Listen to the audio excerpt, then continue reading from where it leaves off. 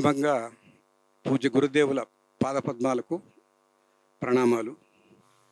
ఈనాటి మాతృవందన కార్యక్రమానికి మా ఆహ్వానాన్ని మన్నించి మీ సమయాన్ని వెచ్చించి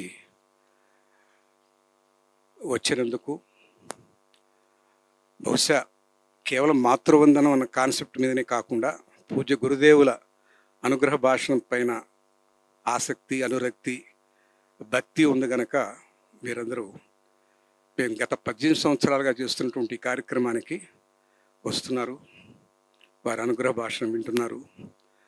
మాతృవందనం ద్వారా నేను దాన్ని పవిత్ర కార్యక్రమం ఎందుకన్నానంటే, సమాజంలో మంచి పిల్లలు ఎదగాలంటే ఆ తల్లి ఆమె చేసుకునే శ్రమ, ఆమె పరిశ్రమ, ఆమె దీక్ష, ఇవన్నీ ఎవరూ గుర్తించకుండా పోతున్నాయన్నటువంటి ఒక బాధ. బిడ్డకి జన్మనిచ్చి పాలిచ్చి పెంచి పోషించి నడత నేర్పించి ఒక అవగాహన ఏర్పరిచి కేవలం జన్మనే కాకుండా జన్మంతా ఇస్తూనే ఉండే తల్లికి ఉండవలసినటువంటి గుర్తింపు, వాళ్ళ పట్ల ఉన్నటువంటి భక్తి, శ్రద్ధ కరువైపోతున్న రోజుల్లో మళ్ళీ ఒకసారి మన వేదవాక్యం మాతృదేవోభవ, పితృదేవోభవ, ఆచార్య దేవోభవ, అతిథి దేవోభవ, ఈ క్రమంలో ముందు తల్లిని గుర్తుపెట్టుకోకపోతే మంచి పౌర సమాజం వచ్చే అవకాశం తక్కువ. మంచి పౌర సమాజం అంటే వాళ్ళ బాధ్యతలు గుర్తిరిగి తల్లి పట్ల, తండ్రి పట్ల, గురువుల పట్ల గౌరవం ఉంటే వాళ్ళు తప్పకుండా వాళ్ళ దేశం పట్ల, వాళ్ళ ఆచారం పట్ల, వాళ్ళ సంస్కృతి పట్ల కూడా ఆ గౌరవం ఉంటుంది. అప్పుడే వాళ్ళు సమగ్ర వ్యక్తిగా ఎదుగుతారు. లేకపోతే ఐటీకి పనికొచ్చే మార్కుల అక్రమార్కులుగా తయారవుతారు. అలా ఉండకూడదనే ఉద్దేశంతో ఈ మాతృవందన కార్యక్రమం ప్రారంభించాం. మీరు రావడం కన్నా మీ పిల్లల్ని తీసుకురావడం చాలా ముఖ్యం. అది వాళ్ళకి తెలియాల్సినటువంటి విషయం. ఇది మీరు మీ తల్లిదండ్రులకు చూసుకునే అవకాశం ఇవాళ లేదు, కానీ మీ పిల్లలకు మేము చూసుకునే అవకాశం ఉంది కనుక ఆ సంప్రదాయాన్ని వాళ్ళకి మనసులో అద్దాలంటే తప్పనిసరిగా ఈ కార్యక్రమాన్ని చూడాలి.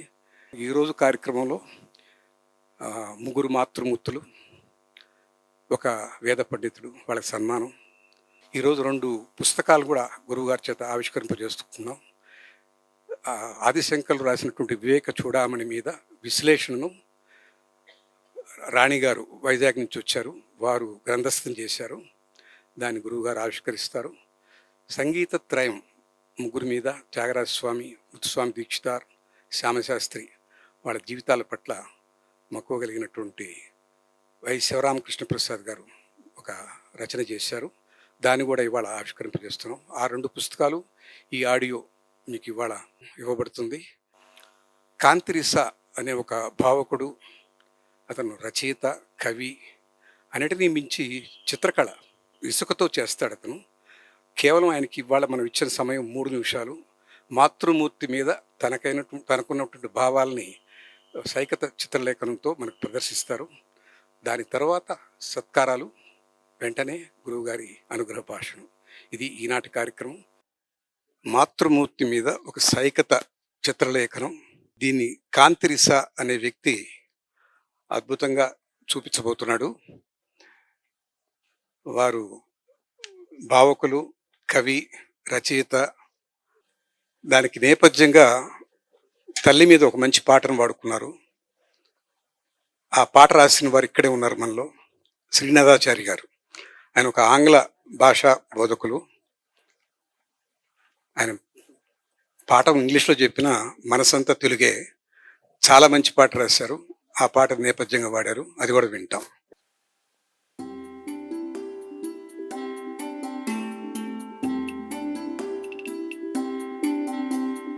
జననం నీవే, జననివి నీవే, గమనం నీవే, గమ్యం నీవే, సృష్టివి నీవే, దృష్టివి నీవే, కర్తవు నీవే, కర్మవు నీవే,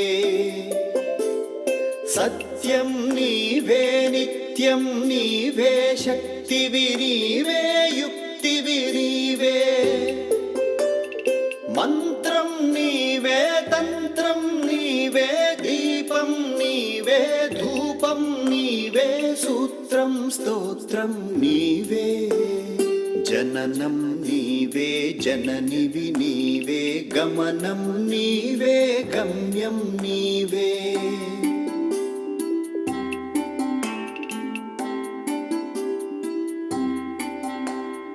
సహనం నీవే సంపద నీవే గమకం నీవే గానం నీవే భాష్యం నీవే బాసట నీవే చెలిమివి నీవే చెలియము నీవే హిత్యం నీవే కృత్యం నీవే భక్తివి నీవే ముక్తివి నీవే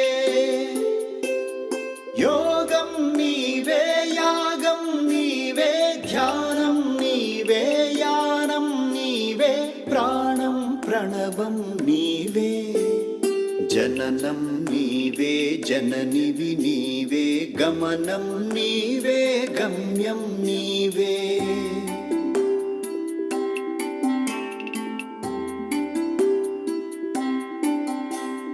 ప్రేమం నీవే ప్రార్థన నీవే తేజం నీవే త్యాగం నీవే గగనం నీవే గర్జన నీవే శిఖరం నీవే సకలం నీవే చిత్తం నీవే వృత్తం నీవే అమృతం నీవే అభయం నీవే పూజవు నీవే పూజిత నీవే విద్యవు నీవే వినయం నీవే సర్వం శరణం నీవే జననం నీవే జననివి నీవే గమనం నీవే గమ్యం నీవే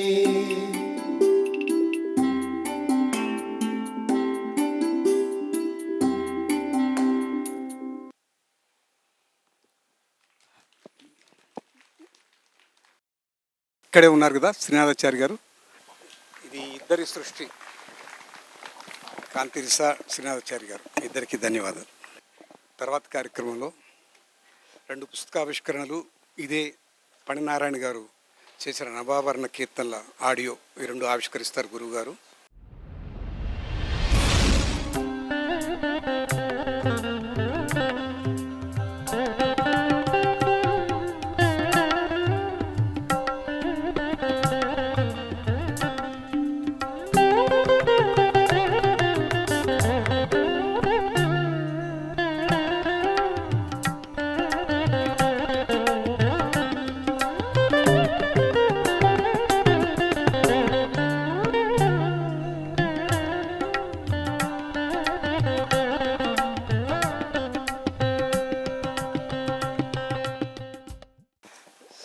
రెండవ పుస్తకం సంగీత త్రయం, డాక్టర్ శివరామకృష్ణ ప్రసాద్ గారు రాశారు. వారు కూడా రావాలి ఇక్కడికి.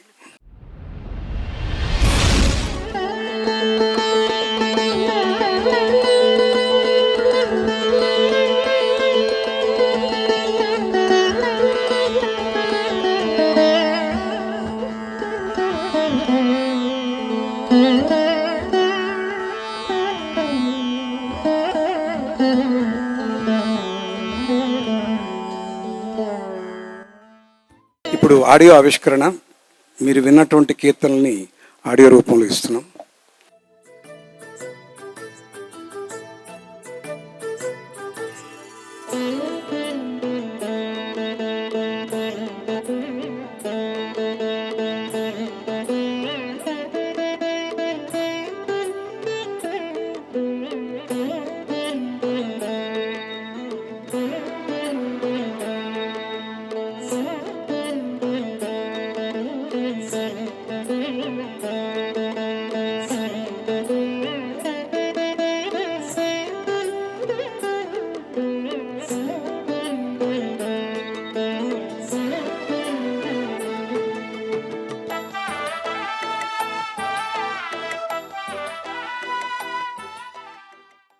తర్వాత మనం మాతృమూర్తులను సన్మానం చేసుకోవాలి. ముందుగా రాజేశ్వరి సాయినాథ్ గారు ఇవాళ 2వ మాతృమూర్తి. వారి గురించిన ఒక ఆడియో విజువల్ చూస్తాం, తర్వాత వారికి సన్మానం చేద్దాం. జాతీయ అంతర్జాతీయ స్థాయిలో నాట్య కళాకారిణిగా శ్రీమతి వైష్ణవి సాయినాథ్ ఖ్యాతి గడించారంటే ఆ విజయం గుర్తింపుల వెనక ఆమె తల్లి శ్రీమతి రాజేశ్వరి సాయినాథ్ మూలాధారమని చెప్పక తప్పదు. ఎందుకంటే ఆమె స్వయంగా నర్తకి నాట్య గురువు కూడా. చిన్నప్పటి నుంచి తన నాట్య సాధనను ఆసక్తిగా గమనిస్తున్న తన కూతురి అభిరుచిని గుర్తించి చిన్న వయసప్పుడే నాట్యకళలో ప్రవేశపెట్టారు ఆవిడ. తల్లిగా వాత్సల్యాన్ని కురిపిస్తూనే గురువుగా అత్యంత కఠిన క్రమశిక్షణతో వ్యవహరిస్తూ కూతుర్ని ఒక ప్రొఫెషనల్గా తీర్చిదిద్దారు. ఆమెను మెరుగుపెట్టడానికి తన వెంట దేశ విదేశాల ప్రదర్శనకు తీసుకువెళ్ళి తనతో పోటీగా డ్యాన్స్ చేయించడమే కాకుండా కూతుర్ని అద్వితీయురాలుగా తీర్చిదిద్దడానికి తన కెరీర్ను పక్కన పెట్టిన త్యాగమూర్తి శ్రీమతి రాజేశ్వరి సాయినాథ్. ఒకే వృత్తిలో ఉంటూ ఇద్దరూ కలిసి నాట్య ప్రదర్శన చేయడం, కళాకారుణులుగా పోటీ పడడం ఒక సాహసమే. లలితా సహస్రనామం బ్యాలేలో కూతురు లలితాదేవిగా, తల్లి భక్తురాలిగా చేయడం ఒక పరమ విశేషం. గురువు కూడా అయిన తల్లిగా శ్రీమతి రాజేశ్వరి సాయినాథ్ గారిది మాతృమూర్తుల్లో ఒక ప్రత్యేకమైన స్థానం.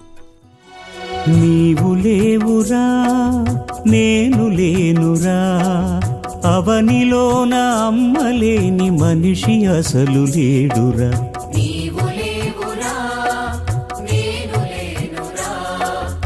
అవనిలోన అమ్మలేని మనిషి అసలు లేడురా, నీవు లేవురా నేను. తర్వాత మాతృమూర్తి ఒక విశేషమైన మాతృమూర్తి. ఆమె పిల్లల్ని ఎంత శ్రద్ధగా పెంచాలో తెలిసిన మనిషే, కానీ చెట్లను పెంచారు. ఒక అడవినే రూపొందించారు. 1,00,000 మొక్కల్ని పెంచి ఎంతోమందికి ఉపాధి కల్పించిన గొప్ప మానవీయురాలు చిలకపల్లి అనసూయమ్మ గారు. వారి గురించిన ఆడియో విజువల్ చూద్దాం, తర్వాత వారిని సన్మానించుకుందాం. కంటేనే అమ్మ అనాలా అని ఒక కవి ప్రశ్నించారు. అది మనుషులకే పరిమితమా అని మనం ప్రశ్నించాలి. మొక్కల్ని నాటి పెంచినంత మాత్రాన మాతృమూర్తి అనలేం అని ఎవరైనా అంటే మరి ప్రకృతి మాత అనే పదానికి అర్థమేమిటని మనం ప్రశ్నించాలి.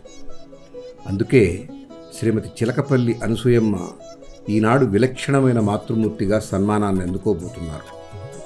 కొడుకుని పెంచే బదులు ఆవును పెంచుకో, అది గడ్డి తిని పాలు ఇస్తుంది, కొడుకు పాలు తాగి గడ్డి పెడతాడు అని ఓ సినిమాలో ఓ పాత్ర అంటుంది.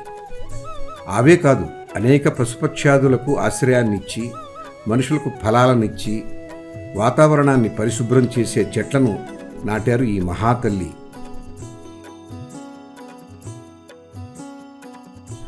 మనిషి తన జీవితకాలంలో 22 చెట్లను వాడేస్తాడని, కనీసం అన్ని చెట్లైనా నాటి కానీ ఈ లోకంలోంచి వెళ్ళకూడదని మన వాంగ్మయంలో ఉంది.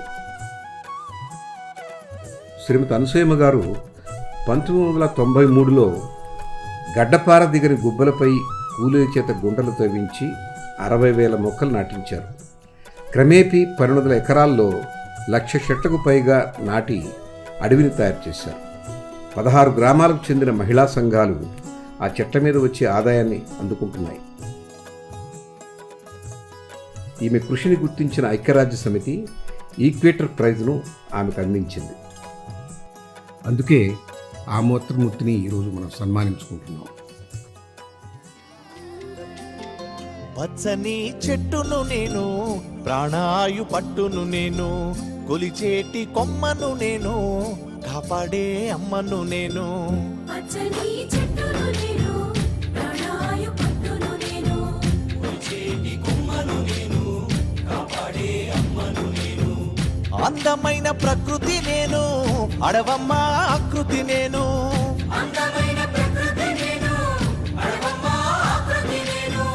ప్రకృతిని ఆస్వాదించు ప్రేమ. తర్వాత మాతృమూర్తి శ్రీమతి ఎం జానకి, గోపికా పూర్ణిమ గారి మాతృమూర్తి. గాయనిగా శ్రీమతి గోపికా పూర్ణిమ ఎంత ప్రజాదరణ పొందారో, కమర్షియల్గా కూడా ఎంత డిమాండ్లో ఉన్నారో మనందరికీ తెలుసు. దానికి పునాది శాస్త్రీయ సంగీతంలో ఆమె పొందిన కఠోర శిక్షణ, ఆమెకు అలవడిన క్రమశిక్షణ, నిరంతర అభ్యాసం. విద్య నేర్పినది గురువులే అయినా ఈ శిక్షణ గరిపినది ఆమె తల్లి శ్రీమతి ఎం జానకి గారు. చిన్నతనంలోనే పిల్లల అభిరుచి, ఆసక్తి, నేర్పు, ఓర్పు అంచనా వేసి వారిని ఏ మేరకు ఎలా సానబట్టాలో తల్లిదండ్రులకే తెలుస్తుంది. అందులో తల్లిదే ప్రధాన భూమిక. ఎంసెట్ ర్యాంకుకై తమ పిల్లలకు తర్ఫీదు ఇచ్చిన ప్రతి తల్లికి దానిలో ఉన్న శ్రమెంతో తెలుసు. లలిత కళల విషయంలో అయితే ఈ శ్రమ రెట్టింపుగా ఉంటుంది. జానకి గారు రోజు తెల్లవారుజామున 3 గంటలకే లేచి గోపికను నిద్రలేపి బుజ్జగించి ఆరారగా గోరువెచ్చని నీళ్లతో గొంతు తడుపుతూ 4 గంటల పాటు సాధన చేయించేవారంటే అది కొన్ని ఏళ్లపాటు. ఆశ్చర్యం కలగదు ఈనాటి గోపిక ప్రతిభను గమనిస్తే. పార్వతీదేవి నలుగుపిండితో గణపతిని తయారు చేసినట్లుగా అమ్మ నన్ను తయారు చేసింది. 14 ఏళ్ల కూతురున్న నేను ఇప్పటికీ అమ్మ పెంపకంలోనే ఉన్నా అంటారు గోపిక. కూతుర్ని గాయనిగా చూడాలనే కలను సాకారం చేసుకున్న జానకి గారు ఈనాడు మనం సన్మానించుకుంటున్న మాతృమూర్తులలో ప్రథములు. నీవు లేవురా నేను లేనురా, అవనిలోన అమ్మలేని మనిషి అసలు లేడురా. నీవు లేవురా నేను లేనురా, అవనిలోన అమ్మలేని మనిషి అసలు లేడురా. తర్వాత మాతృమూర్తుల సన్మానం అయింది. వేద పండితులు శ్రీరామ్ వారి గురించిన ఆడియో విజువల్ చూస్తాం. వారికి తర్వాత సన్మానం. వేద పండితుడిగా ఈనాడు సన్మానం అందుకోబోతున్న శ్రీ శ్రీరామ సలక్షణ ఘనాపాటి గతంలో మన చేత సత్కరింపబడిన బ్రహ్మశ్రీ వెంకట్రామ ఘనాపాటి కుమారుడు. తండ్రి గారి వద్ద బ్రహ్మశ్రీ విష్ణుభట్ల సుబ్రహ్మణ్య సలక్షణ ఘనాపాటి వద్ద శిష్యరకం చేశారు. బాల మేధావి అయిన ఈ 41 ఏళ్ల యువ ఘనాపాటి చిన్నతనం నుంచి తన ప్రతిభను చాటుకుంటూ అనేక మఠాల సంస్థల పరీక్షలలో ఉత్తీర్ణులయ్యారు. తన 19వ ఏటనే సెలక్షణం పూర్తి చేశారు. కంచి పీఠాధిపతులతో సత్కారాలు అందుకున్నారు. 2010 సంవత్సరంలో వారి చేతుల మీదుగానే వేదభాష్య రత్న బిరుదును పొందారు. 2012లో తిరుపతి రాష్ట్రీయ సాంస్కృతిక విద్యాపీఠం నుంచి మాస్టర్స్, 2017లో బెంగళూరు సంస్కృత విద్యాలయం నుంచి ఎంఏ పూర్తి చేశారు. ప్రస్తుతం సెలక్షణంలో రీసెర్చ్ చేస్తున్నారు. ఇప్పటి వరకు 16 గణపారాయణాలు, 15 జటాపారాయణాలు, అనేక సంహిత పారాయణాలు పూర్తి చేశారు. 2016లో శృంగేరి ఆచార్యులు సమక్షంలో సంపూర్ణ ఘనపారాయణం చేయడం మరపురాని చారిత్రక ఘట్టం.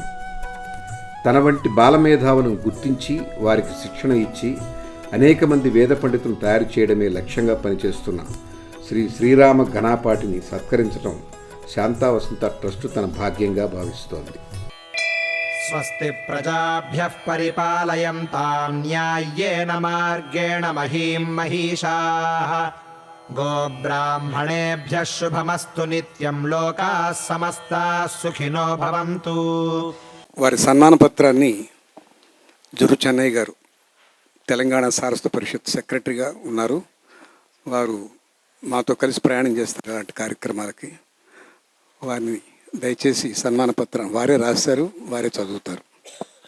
బ్రహ్మశ్రీ వి శ్రీరామ ఘనపాఠి మహోదయులకు బ్రహ్మశ్రీ డాక్టర్ చాగంటి కోటేశ్వరరావు వేద పురస్కారం అందిస్తూ సమర్పిస్తున్న సమ్మాన పత్రము. సలక్షణ ఘనపాఠి శ్రీరామ్ గారు 1983 నవంబర్ 14న బాలల దినోత్సవం నాడు తంజావూరు జిల్లాలో కావేరీ తీరంలో మయూరక్షేత్రంలో జన్మించారు. ఆ బాల్యం సంస్కృత వాంగ్మయ అధ్యయన వ్రతమే జీవన సర్వస్వంగా స్వీకరించారు. అనతి కాలంలో అసాధారణ విజయాలు సాధించి బాల మేధావిగా సుప్రసిద్ధులయ్యారు. తొలి గురువులైన జనకులు, రాష్ట్రపతి పురస్కృతులు ఆర్ కృష్ణమూర్తి శాస్త్రి గారి శుశ్రూషలో విద్యారణ్య స్వామి వారి వేద భాష్యము చదువుకున్నారు. విష్ణుభట్ల సుబ్రహ్మణ్య ఘనపాఠి గురుపాదుల వద్ద సంపూర్ణ కృష్ణ యజుర్వేద భాష్యం అధ్యయనం చేశారు. తిరుపతిలోని రాష్ట్రీయ సంస్కృత విద్యాపీఠంలో సంస్కృత సాహిత్యంలో విద్యా వాచస్పతి స్నాతకోత్తర పట్టభద్రులయ్యారు. బెంగళూరులోని కర్ణాటక విశ్వవిద్యాలయం నుంచి శిక్షాశాస్త్రంలో సమున్నత శ్రేణి పరిగణన ప్రశంసా ఖ్యాతి కైవసం చేసుకున్నారు. ప్రస్తుతం సంరక్షణలో పిహెచ్డి పరిశోధన కొనసాగిస్తున్నారు. 14 సంవత్సరాల పాటు కఠోర దీక్షతో వేద పారాయణం సాగించారు. 7 సంవత్సరాల పాటు వేద భాష్యాన్ని అధ్యయనం చేశారు. కంచి శృంగేరి జగద్గురువుల సమక్షంలో 18 ఏళ్ల వయసులో తమ విద్యను ప్రదర్శించి ఘన శిశింద్రి అన్న ఆశీపూర్వక ప్రశంసను, అపారమైన వాత్సల్యాన్ని పొందారు. శ్రీ జయేంద్ర సరస్వతి స్వామివారి కరకమలాల మీదుగా బంగారు కంకణ బహుకృతిని శ్రీ విజయేంద్ర సరస్వతి స్వామి కటాక్ష లబ్ధ సువర్ణ రుద్రాక్ష మాలాలంకృతిని పురస్కృతిగా అందుకున్న ధన్యుడు ఈ శ్రీరాముడు. ఇప్పటి వరకు 16 ఘన పారాయణాలు, 15 జటాపారాయణాలు, అనేక సంహిత పారాయణాలు పూర్తి చేశారు.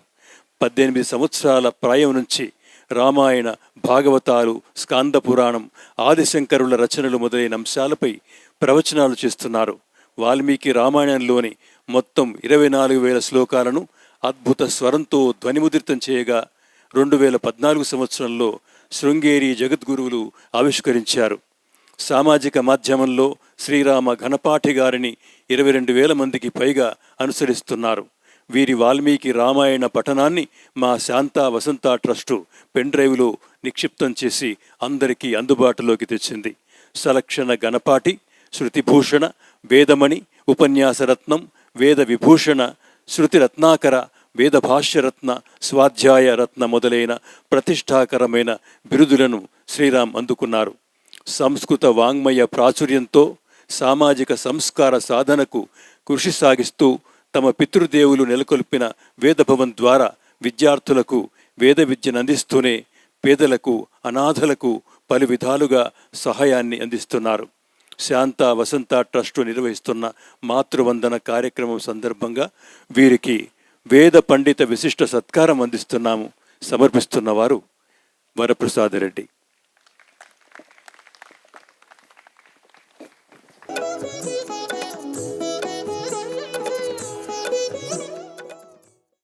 మాతృవందనం అనేది చూడడం చాలా దుర్లభం.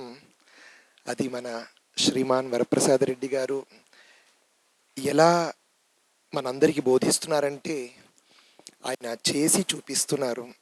మహాభారతంలో యక్ష ప్రశ్నల్లో కిం గురుతరం భూమేహే అని ప్రశ్న, మాతా గురుతరా భూమేహే అనేటటువంటి సమాధానం యుధిష్ఠిరులు చెప్పి ఉంటారు.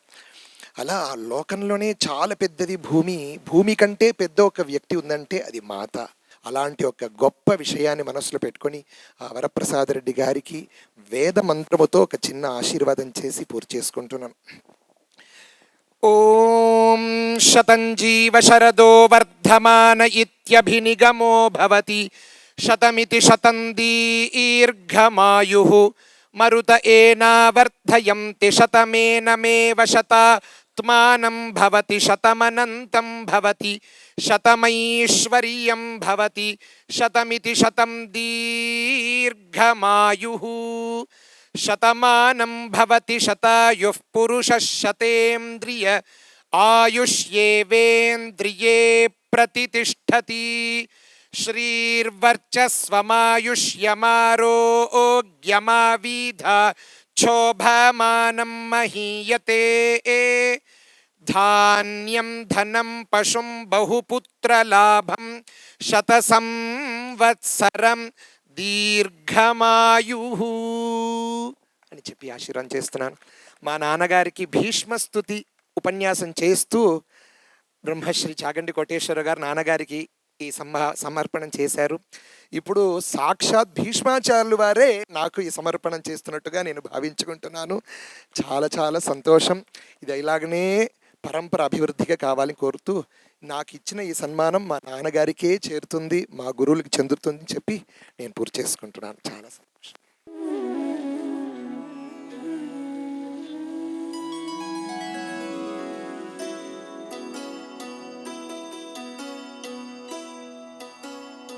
శుక్లాంబరధరం విష్ణుం శశివర్ణం చతుర్భుజం ప్రసన్నవదనం ధ్యాయేత్ సర్వవిఘ్నోపశాంతయే.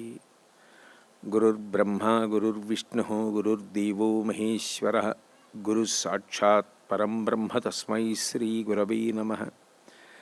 విమలపటి కమలకుటి పుస్తక రుద్రాక్షశస్తహస్తపుటి కామాక్షి పక్ష్మలాక్షి కలిత విపంచి విభాసి వైరించి.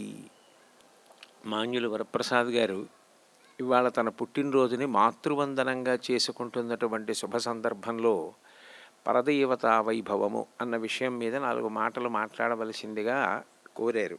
ఇత పూర్వం ఫణినారాయణ గారు ఇక్కడ కొన్ని కీర్తనలు పాడారు. వాటిలో ముత్తుస్వామి దీక్షితారు వారు చేసినటువంటి ఒక అద్భుతమైన కీర్తన, వారు ఏది చేసినా అద్భుతమైన కీర్తనే. అటువంటి దీక్షితారు వారు చేసినటువంటి కీర్తనలలో ఒకటైనది అన్నపూర్ణమ్మని దృష్టిలో పెట్టుకుని పాడారు. అన్నపూర్ణే విశాలాక్షి అఖిల భువన సాక్షి కటాక్షి అని. అందులో నేను కేవలం పల్లవి ఒక్కటే ప్రస్తావన చేస్తున్నాను. దీక్షితారు వారు కారణజన్ములు. ఆయన సాక్షాత్తుగా అమ్మవారి అనుగ్రహం చేత ఈ భూమి మీదకు వచ్చినటువంటి ఒక అవతారంగా నేను భావన చేస్తాను. శంకర భగవత్పాదులు ఎట్లా వచ్చారో, చంద్రశేఖరేంద్ర సరస్వతి మహాస్వామి వారు ఎట్లా వచ్చారో, చంద్రశేఖర భారతీ స్వామి వారు ఎట్లా వచ్చారో, రామకృష్ణ పరమహంస ఎట్లా వచ్చారో, ఒక వివేకానందుడు ఎట్లా వచ్చాడో, అట్లా సంగీతంలో వచ్చినటువంటి గొప్ప మంత్రశాస్త్రవేత్త ముత్తుస్వామి దీక్షితారు వారు. వారికి తెలియని రహస్యాలు ఉన్నాయి అని చెప్పడం సాధ్యం కాదు. మంత్రమునందు, యంత్రమునందు, తంత్రమునందు, శాస్త్రమునందు, సమస్తమైనటువంటి వేద ఉపాంగములయందు వారికి ఉన్న నిష్ఠ అద్వితీయం. అందుకే బహుశः సంగీతత్రయంలో దీక్షితారు వారు ఒక్కరూ పొందినటువంటి సమున్నత స్థానం ఎక్కడ అంటే నవావరణ కీర్తనలు. శ్రీచక్ర ఉపాసనే అంత కష్టం. శ్రీచక్రంలో ఉన్నటువంటి ఆవరణలలో ఉండేటటువంటి దేవతల గురించి తెలుసుకుని ఆరాధన చెయ్యాలి అంటే గురువుల యొక్క శుశ్రూష చేసి తెలుసుకుంటే తప్ప సాధ్యం కాదు. అటువంటి నవావరణల యందు ఉండే సమస్త దేవతల మీద వారు కీర్తనలు చెయ్యగలిగారు అంటే దీక్షితారు వారికి మంత్రశాస్త్రం మీద ఎంత పట్టుందో అర్థమవుతుంది. వారు జీవితంలో గొప్ప భాగ్యాలు పొందారు. అందులో మొట్టమొదటి భాగ్యం తల్లిదండ్రులు ఇద్దరూ కూడా గొప్ప భక్తులు కావడం. 40 సంవత్సరాలు వచ్చినా సంతానం కలగకపోతే భగవంతుడు ఉన్నాడు, మన కోరిక తీరుస్తాడు అన్న పూనికతో ఆ వైదీశ్వరం క్షేత్రంలో ఆ ముత్తుకుమారస్వామిని కమలాంబికని బాలాంబికని సేవించినటువంటి కారణం చేత ఆయన తల్లిగారు గర్భం ధరించారని, దీక్షితారు వారి తల్లిగారు గర్భం ధరించిన వైనం గురించి కూడా ఒక విషయం చెప్తారు పెద్దలు. ఒక రాత్రి ఆవిడ నిద్రపోతుంటే ఎవరో వచ్చి ఆవిడ కడుపుకి ఒక బట్ట కడితే ఆ బట్టలో పసుపు కుంకం లాంటి మంగళద్రవ్యాలు ఉన్నవి కట్టారని, ఆ కట్టినట్టుగా ఆవిడ అనుభూతి చెందిన తరువాత గర్భం ధరిస్తే దీక్షితారు వారు జన్మించారు అని చెప్తారు.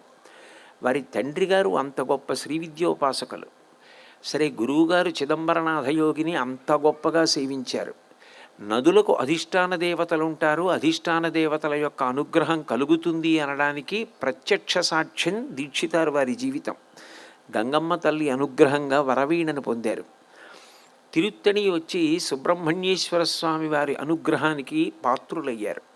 సాక్షాత్ సుబ్రహ్మణ్యుడు ఒక వృద్ధ బ్రాహ్మణ రూపంలో ఆయన నాలిక మీద పటికి బెల్లం వేసిన తరువాత ఇక దీక్షితారు వారి యొక్క సంగీతం, వారి కీర్తనలు అంత అద్భుత స్థాయిని పొందాయి.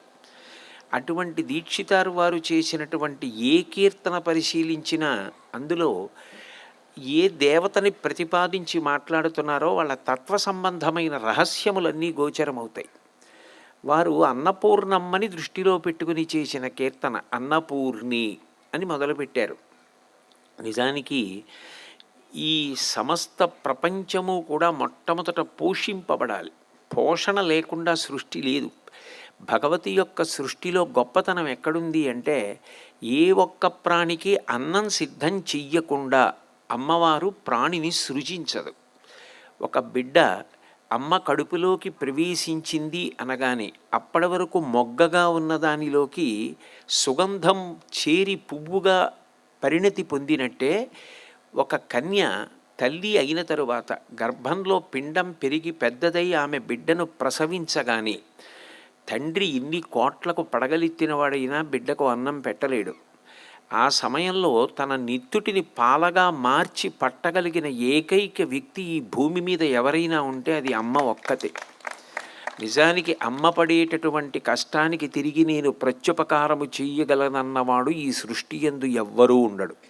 శంకర భగవత్పాదులంతటి మహాపురుషులు మాతృపంచకం చేస్తూ ఆస్తాం తావదీయం ప్రసూతి సమయే దుర్వార శూలవ్యధ నైరుచ్యం తనుశోషణం మలమయీ శయ్యాచ సంవత్సరి ఏకస్యాపి న గర్భభారణ భరక్లేశస్యేస్య క్షమః దాతుం నిష్కృతి ఉన్నతోపి తనయత్తస్యై జనంజై నమః అంటారు.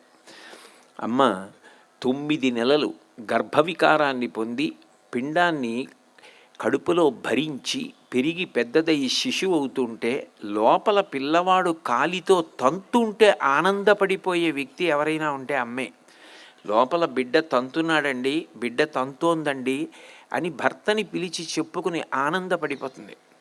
తాను మృత్యు సదృశమైనటువంటి వేదన పొందుతుంది. శంకరులు అంటారు ఆస్తాం తావదీయం ప్రసూతి సమయే దుర్వార శూలవ్యధ. ఇంకా నేను దాన్ని ఎంత బాధ అన్నది చెప్పాలి అంటే, ఒక శూలాన్ని పాతి దాని మీద ఒక వ్యక్తిని కూర్చోపెడితే ఆ బరువుకి శూలంలోకి దిగిపోతుంటే ఎంత బాధ పొందుతారో అంత మృత్యు సదృశమైన బాధని పొంది శిశువుకి జన్మనిస్తుంది. అంత నిత్తురుపోతుంది. తాను బ్రతుకుతుందో తెలియదు, తాను బ్రతకదో తెలియదు. తాను ఒక్కతే ఆ పోరాటం.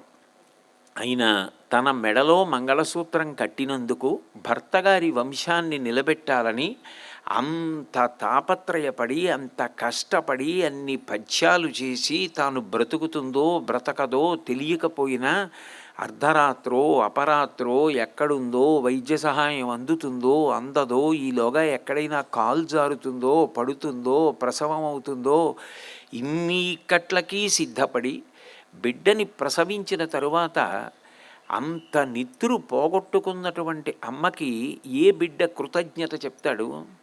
అంత కటిక చీకట్లోంచి ఒక్కసారి బయటికి రాగానే అంత వెలుతురు అంత పెద్ద ఆకారాలు చూసి స్తబ్దుడైపోతాడు. ఆ స్తబ్దుడైపోయినటువంటి సమయంలో నాకు బిడ్డ పుట్టాడు అన్న ఆనందంతో కౌగిలించుకుని ముద్దు పెట్టుకుని నా బిడ్డ అన్న భావన పొందగాని నిత్తురు పాలగా మార్చి అమ్మ పడుతోంది. నేను పూర్వం ఇక్కడ మాతృవందనం గురించి మాట్లాడుతున్నప్పుడు చెప్పాను. ఆంజనేయులు గారని ఒక గైనకాలజీ ప్రొఫెసర్ ఒక పుస్తకం రాశారు, మాతృదేవో భవ అని. అందులో ఆయన ఒక విషయాన్ని తెలియచేశారు. తల్లి కడుపులోంచి బిడ్డ బయటికి వచ్చినప్పుడు బయట ఉన్న వాతావరణం, ఆ వెలుతురు, అక్కడున్న మనుష్యులు, మాటలు అన్నీ చెవులలో పడి వాడికి మల విసర్జన జరగక లోపల ఉన్న మలం గట్టిగా అయిపోయి ఊపిరందని స్థితి ఏర్పడితే అమ్మ మొట్టమొదటిసారి స్తన్యం అందించినప్పుడు ఆ పాలు తాగగానే అందులో పసుపు రంగులో ఉన్నటువంటి కోలోస్ట్రమ్ అన్న ఒక జిగురు పదార్థం విడుదలై అది లోపలికి వెళ్ళగానే వాడికి మల విసర్జన జరిగి మూత్రపిండాలు, గుండె, కాలేయం లాంటివి రక్షింపబడి బిడ్డ బ్రతుకుతాడు. ఎవరు అమ్మలో ఆ కోలోస్ట్రమ్ని పెట్టారు? ఎవరు అమ్మలో పాలని పెట్టారు? ఎవరు అమ్మ ద్వారా పాలనిప్పించారు? తల్లి తెలియదు, తండ్రి తెలియదు, విశ్వం తెలియదు, ఏమీ తెలియనటువంటి వాడికి అమ్మ స్తన్యాన్ని చప్పరిస్తే పాలొస్తాయి, నేను బతుకుతానని ఎలా తెలిసి చప్పరించి బ్రతికాడు? ఒక మనుష్యకాంతలో కాదు, ఒక కుక్కలో, ఒక పిల్లిలో, ఒక పందిలో కూడా మాతృత్వాన్ని పెట్టి పుట్టిన బిడ్డకి పాలిచ్చి పోషించుకోవాలనేటటువంటి ఆరాటం తల్లికి కలగడం, అన్ని పిల్లలు పుట్టిన అన్ని పిల్లలకి పాలిచ్చి తాను పడిపోగలిగిన హృదయం ఉండడం అమ్మ గొప్పతనం. అందుకే నిజానికి ప్రతి శిశు జననంలో కూడా అమ్మ మళ్ళీ పుట్టింది. అమ్మ బ్రతుకుతుందో తెలియదు, మరణిస్తుందో తెలియదు. అమ్మకి ఎన్ని పుట్టినరోజులు అంటే ఎంతమంది బిడ్డలున్నారో అంతమంది బిడ్డల పుట్టినరోజు, తన పుట్టినరోజు కలిపి అమ్మ పుట్టినరోజులు. ఇది నేను చెప్తున్నది కాదు, శాస్త్రమే 5 పుట్టినరోజులు చెయ్యాలని చెప్పింది. తన పుట్టినరోజు చేసుకోవాలి. అమ్మ పుట్టినరోజు, నాన్నగారి పుట్టినరోజు, గురువుగారు పుట్టినరోజు, దైవం పుట్టినరోజు. దైవానికి పుట్టినరోజు ఉంటుందా అంటే అజాయమానో బహుధా విజాయతే, అనేక అవతారములను స్వీకరించాడు. శ్రీరామనవమి, కృష్ణాష్టమి, మహాశివరాత్రి ఇవన్నీ భగవంతుడు రూపములు స్వీకరించిన రోజులు కాబట్టి వాటిని చెయ్యాలి. ఈ 5 పుట్టినరోజులు చెయ్యాలి. అందులో ప్రతి వ్యక్తి తను పుట్టినరోజున అమ్మ మళ్ళీ పుట్టినరోజు అంత కష్టపడి తనకి జన్మనిచ్చి ఆ పిల్లవాడిని చూసుకుని మురిసిపోయి ముద్దు పెట్టుకుంది. వాడేమిచ్చాడు అమ్మకి కృతజ్ఞతా పురస్సరంగా అంటే శంకరాచార్యులు వారు చెప్పినటువంటి మాట ఆశ్చర్యకరమైన మాట చెప్పారు. వాడు అస్తాం తావదియం ప్రసూతి సమయే దుర్వారశూలవ్యధ నైరుచ్యం తనుశోషణం మలమయీ శయ్యాచ సాంవత్సరి. 1 సంవత్సరం పాటు అంటే 6 ఋతువులు వాడు అమ్మ పడుకున్నటువంటి మంచం మీద మలమూత్రములు విసర్జిస్తాడు. అది ఏ హేమంత ఋతువు అనుకోండి, బయట చలికి ప్రాణులన్నీ గడగడ వణికిపోతుంటాయి, ఒక్క భూమి తప్ప. తానచలయై చెల్వందు భూదేవికిన్ సీతర్తు ప్రభుడిచ్చు వజ్రముల రాసింబోలే నల్వంకలన్ అంటారు. కదలకుండా నిలబడిన భూమిని చూసి మెర్చుకుని సీతర్తు ప్రభువు ఇచ్చినటువంటి వజ్రాల రాశిలా ఉంటాయట మంచు బిందువులు గడ్డిపరకల మీద మెరుస్తూ సూర్యోదయానికి. భూమి తప్ప మిగిలిన ప్రాణులన్నీ ఉణికిపోతుంటాయి. అటువంటి సమయంలో చలి ఎక్కువ వెళ్ళిపోయి ఆ పసిబిడ్డ 1కి 4 మాటలు మూత్ర విసర్జన చేస్తాడు. అమ్మ బట్ట తడిసిపోతుంది. తండ్రి అబ్బా ఇన్ని మాటలు అటు ఇటు దొల్లుతుంటే నాకు నిద్ర పట్టట్లేదని లేచి వేరే గదిలో మంచం మీద పడుకుంటాడు. అమ్మ వదలలేదు, ఆ పసిబిడ్డని పట్టుకు పడుకుంటుంది. ఎన్ని మాటలు లేస్తుంది, ఎన్ని మాటలు చీర మార్చుకుంటుంది. తడిసిపోయిన చీర ఒత్తిగిలించి పక్కకి పెట్టుకుని పడుకుంటుంది. తెల్లవారేటప్పటికీ అమ్మ చీరంతా వీడి మూత్రంతో తడిసిపోయింది, అమ్మ ఒడంతా వీడి మలంతో తడిసిపోయింది. ఎన్ని రాత్రులు ఎన్ని పగళ్ళు నిద్ర పోగొట్టుకుందో. వాడికి దగ్గొస్తే ఎక్కడ వేడి చేస్తుందోనని తన పచ్చం చేసి పాలిచ్చింది. వాడికి కించిత్ అనారోగ్యం వస్తే ఎన్ని ఉపవాసాలు చేసిందో, ఎన్ని ప్రదక్షిణాలు చేసిందో, ఎన్నిసార్లు ఏడ్చిందో, ఎన్ని దేవుళ్ళకి మొక్కుకుందో. నైరుచ్యం తనుశోషణం మలమయీ శయ్యాచ సంవత్సరి ఏకస్యాపి న గర్భభారణ భరక్లేశస్య క్షమః దాతుం నిష్కృతి ఉన్నతోపి తనయత్తస్యై జనంజై నమః. లోకంలో అమ్మ రుణం తీర్చుకోగలను అన్నవాడు లేడు. కంచి కామకోటి పీఠాధిపత్యం వహించి నడిచి దేవుడిని పేర్గాంచినటువంటి మహాపురుషులు శ్రీ శ్రీ శ్రీ చంద్రశేఖరేంద్ర సరస్వతి మహాస్వామి అంతటి వారు శరీరాన్ని త్యాగం చేసి బ్రాహ్మీభూతులయ్యే ముందు చిట్ట చివరిసారి అమ్మగారి చిత్తరు వేద పాఠశాలకి తీసుకెడుతుంటే పిలిచి అమ్మ మూర్తిని చేత్తో పట్టుకుని నమస్కారం చేశారు. అమ్మా ఈ శరీరం ఇచ్చావు, నీకు నమస్కారం. ఈ శరీరము శాశ్వతము కాదని జ్ఞానమిచ్చిన గురువులు కలవై వంక తిరిగి గురువుగారికి నమస్కారం చేసి బ్రహ్మీభూతులైపోయారు. అంటే అమ్మకి అంత గౌరవం ఇచ్చిన జాతి ఈ జాతి. అమ్మ పేరు చెప్పేటప్పటికి 2 చేతులెత్తి నమస్కరిస్తారు. లోకంలో నా భార్య కన్నా వాడి భార్య బాగుందనే దుర్మార్గుడు ఉంటాడేమో కానీ మా అమ్మ కన్నా వాళ్ళ అమ్మగారు బాగుంటారన్న మాట అనరు. అమ్మ అంటేనే సౌందర్యం, అమ్మ అంటే భద్రత, అమ్మ అంటే క్షేమం, అమ్మ అంటే శుభం. అందుకే శంకరాచార్యులు వారు శివానంద లహరి అన్నారు కానీ అమ్మ విషయానికి వస్తే సౌందర్య లహరి అన్నారు. 98 ఏళ్ళు రానివ్వండి, శరీరం అంతా ముడతలు పడిపోనివ్వండి, తనకి ఎంత అనారోగ్యంగా ఉండనివ్వండి, పిల్లవాడు ఎంతసేపు భోజనం చేశాడు అన్న సమయాన్ని బట్టి ఎరాను సరిగ్గా తినలేదు, ఇట్లా అయితే ఆరోగ్యం ఎలాగరా అంటుందమ్మ. అమ్మలాంటి వ్యక్తి జీవితంలో ఇంకా ఉండదు. ఇహపరములను ఇవ్వగలిగినది ఎవరైనా ఉంటే అమ్మ ఒక్కతే.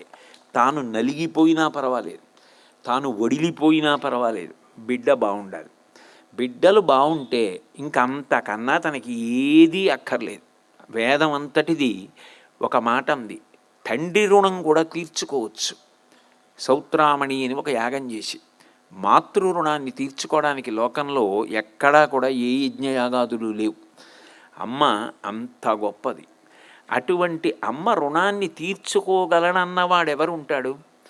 అమ్మ విషయంలో చెయ్యగలిగినది ఒక్కటే, తన పుట్టినరోజుని అమ్మ పుట్టినరోజుగా భావించి అమ్మని జ్ఞాపకం తెచ్చుకుని అమ్మకి వందనం చేసి తన అమ్మని అంతమంది అమ్మలలో చూసి అమ్మల్ని గౌరవించే సంప్రదాయాన్ని నిలబెట్టిన వరప్రసాద్ గారు ధన్యులు. అయితే నేను వ్యక్తిగత భావన చేసేది ఏమిటంటే, ఇటువంటి సభలకి మన పిల్లలతో వస్తే పిల్లలు ఇటువంటి సభలు చూసి, ఇటువంటి సభలలో జరిగే కార్యక్రమాలు చూసి కుటుంబ విలువలను అవగాహన చేసుకుంటారు. ఓ ఇట్లా బ్రతకాలి. అంత స్థాయికి వెళ్ళి కేంద్ర ప్రభుత్వం చేత పద్మభూషణ్ తోటి సత్కరింపబడినా కూడా ఆయన తల్లికి ఇచ్చే గౌరవం అలా ఉంటుంది. అంత మర్యాద చూపిస్తారు. మనం కూడా అమ్మని గౌరవించాలన్న భావన కలుగుతుంది. కాబట్టి అన్నపూర్ణి ఆ తల్లి లోకంలో అన్ని ప్రాణులకు అన్నం పెడుతోంది. కన్న తల్లిగా పాలిచ్చింది. ఆ మాతృత్వం, ఆ అమ్మవారి యొక్క అంశయే ప్రవేశించింది. అందుకే మాతృదేవోభవ అంటే అమ్మ భగవంతుడితో సమానము కాదు, భగవంతుడే అమ్మ అయ్యున్నది. ఈ లోకంలో నువ్వు కరచరణాదులతో కదిలి వెడుతున్నటువంటి భగవత్ స్వరూపాన్ని చూడాలి అనుకుంటే అది మొట్టమొదట నీకు లభ్యమయ్యేది అమ్మ రూపంలోనే. అందుకే అమ్మ అన్నం పెట్టడం ఒక్కటే కాదు, అమ్మ లోకంలో ఎవరికీ అందనంత పుణ్యాన్ని కట్టపెట్టేస్తోంది. అమ్మ స్నానం చేసిందా, అమ్మ స్నానం చేయలేదా, అన్నం తిందా, అన్నం తినలేదా, తల రుద్దుకుందా, సంబంధం లేదు. అమ్మ కూర్చునుంటే ఒక్క ప్రదక్షిణం చేశాడనుకోండి అంతే. ఆ ఒక్క కారణం చేత భూప్రదక్షిణ షట్కేణ కాశీయాత్రాయుతేన చ సేతు స్నాన శతైర్యచ్చ తత్ఫలం మాతృవందని. ఆ రోజున 6 మాట్లు భూప్రదక్షిణం చేశాడని, సేతుయాత్ర చేశాడని, కాశీయాత్ర చేశాడని, అనేక పర్యాయాలు వెళ్ళాడని ఆ వ్యక్తి యొక్క జీవుడి ఖాతాలో పుణ్యం పడుతోంది అంటే అమ్మ ఎంత పుణ్యాన్ని కట్టబెట్టగలిగిన వ్యక్తి. తాను బ్రతికున్నంత కాలం కేవలం కొడుకుని పోషించడం, కొడుకు వృద్ధిలోకి రావాలని కోరుకోవడం తప్ప కొడుకుకి తాను బరువై ఒక్క క్షణం బ్రతకాలని కోరుకోని తల్లులు వ్యక్తిగతంగా నాకు ఎందరో తెలుసు. నాతో పనిచేసినటువంటి ఒక వ్యక్తి, నేను విశాఖపట్నంలో ఉద్యోగం చేస్తున్న రోజుల్లో బాగా అలిసిపోయి రాత్రి 11 గంటలకి కార్యాలయంలో ఆలస్యం అయిపోయి ఇంటికి వెళ్ళాడు. రాత్రి 1 గంట 2 మధ్యలో వాళ్ళ అమ్మగారు తలుపు కొట్టారు ఆ పిల్లాడిది. వాడు లేచి వచ్చాడు. ఏమమ్మా అని అడిగాడు. ఏమీ లేదురా, ఏమిటో పీడగా ఉంది మనస్సంతా. ఈ మధ్యనే కదమ్మా భాగవతం అంతా చదివావు అన్నాడు. అవునరా, అయినా ఎందుకో పీడగా ఉంది, నాకేం వద్దు కానీ ఒక్కసారి కూర్చొని ఊళ్ళో తల పెట్టుకుంటాను రా అంది. నీకు వచ్చిన పద్యాలు ఏమైనా ఉంటే చెప్పరా, ఎక్కువసేపు ఇబ్బంది పెట్టను, ఒక్క 10 నిమిషాలు 4 పద్యాలు చెప్పు, నాకు మనశ్శాంతి కలగగానే నా తలగడా మీద పెట్టేసి వెళ్ళి పడుకో అంది. ఏమిటో అమ్మ ఇలా అడిగింది రాత్రి వేళ అని. అమ్మ హాస్పిటల్కి తీసుకెళ్ళనా అని అడిగాడు. వద్దు, ఇప్పుడు నువ్వు ఇంత కష్టపడొచ్చావు, ఈ మధ్య చాలా ఆలస్యంగా వస్తున్నావు, ఆఫీసులో ఒత్తిడి అంటున్నావు, ఏం వద్దు, నువ్వు 4 పద్యాలు చెప్పు చాలంది ఆవిడ. వాడు కూర్చుని ఏవో వాడికి వచ్చిన భగవత్ సంబంధమైన పద్యాలు చెప్తున్నాడు. 4 పద్యాలు చెప్పిన తర్వాత అమ్మ తల ఎత్తి తలగడా మీద పెడదామంటే ఏదో తేడాగా అనిపించింది. భార్యని పిలిచి ఏమి అమ్మ వంక చూడన్నాడు. లేరండి అత్తయ్య గారు, వెళ్ళిపోయారంది. అంటే వెళ్ళిపోయేటప్పుడు కూడా, జీవయాత్ర చాలించేసేటప్పుడు కూడా అంత రాత్రి వేళ తనకి ఊపిరి అందట్లేదు, ఇబ్బందిగా ఉందని చెప్తే కొడుకు ఎక్కడ వైద్యశాలకి తీసుకెళ్తాడో, ఎక్కడ నిద్ర ఉండదో, ఎక్కడ ఇబ్బంది పడతాడో అని చెప్పకుండా కొడుకు ఒళ్ళో తల పెట్టుకుని ఆవిడ ఈ లోకాన్ని విడిచిపెట్టి వెళ్ళిపోయింది. ఏ అమ్మైనా అంతే. అమ్మ అంటే ఆఖరి ఊపిరి వరకు బిడ్డల యొక్క అభ్యున్నతిని కోరడం తప్ప, నాకు బిడ్డల వలన అభ్యున్నతి కలిగి వాడు ఏమైపోయినా పర్వాలేదన్న మాట అననిది ఎవరైనా ఉంటే ఈ లోకంలో అమ్మ ఒక్కతే. అటువంటి అమ్మని గౌరవించడం ఎంత గొప్ప విషయం. అన్నపూర్ణి ఆ తల్లి మనం పెద్దవాళ్ళం అయిన తర్వాత పంటగా మారి ఆ తల్లే అన్నం పెడుతోంది. యోగ్యతలను విచారించి నేను అన్నం పెడతానందనుకోండి, నా బోటిగాడికి అన్నం తినడానికి అధికారం ఏముంది? నేను ఏ మంచి పనులు చేస్తున్నానని, నేను ఏ మంచి పనులు చేశానని, నేను ఏ భగవన్నామని నిరంతరం చెప్తున్నానని, ఏ మంచి మాటలు ఎప్పుడు మాట్లాడతానని. అయినా ఆవిడ నాకు అన్నం పెడుతోంది, తిన్న అన్నం జీర్ణం చేస్తోంది, తెల్లవారేటప్పటికి పిప్పి బయటికి వెళ్ళిపోయేటట్టు చేస్తోంది. లోపల అంత దుర్గంధభూయిష్టమైన పదార్థము ఉన్నా కూడా నవరంధ్రముల నుండి కానీ రోమకూపముల నుండి కానీ దుర్వాసన బయటికి రాకుండా అలా పట్టి కాపాడి ప్రాణ అపాన వ్యానవుదాన సమాన నాగ కూర్మ కృకర ధనంజయ దేవదత్తములన్న వాయువులు తన ఆజ్ఞ అయ్యే వరకు అట్లాగే ఉండేటట్టు కుంభించి నిలబెడుతున్నటువంటి ఆ తల్లి, ఆ జీర్ణం చేస్తున్న తల్లి, శక్తినిస్తున్న తల్లి, ఇన్ని కోట్ల ప్రాణులకు అన్నం పెడుతున్న తల్లి, ఆ తల్లికి ఎంత గొప్పతనం నిజంగా! అది మనసులో స్మరించినప్పుడు నమస్కరించకుండా ఎలా ఉండగలము? ఇప్పుడో పెడతాననడం కాదు, చేతిలో బంగారు పాత్ర పట్టుకుని మణిగణఖచితమైన తిడ్డు పట్టుకుని ఎవరు దగ్గరికి వస్తారో వాళ్ళకి పెడతాననేది కదూ దీక్షితారు వారి కీర్తన చరణంలో ఉభౌ దర్వీ కుంభౌ మణిగణక సంభావిత గుణౌ దధానా పాణిభ్యాం అమృతరస మృష్ణాన్న కలితౌ కలాఢ్యా కళ్యాణీ కలిత సదనా శ్రీ గిరిసి శిరసస్యసౌ భ్రామర్యంబారచయితుమధిష్టార్థ విభవం అంటారు. ఆ తల్లి ఈప్సితములను కూడా తీరుస్తోంది.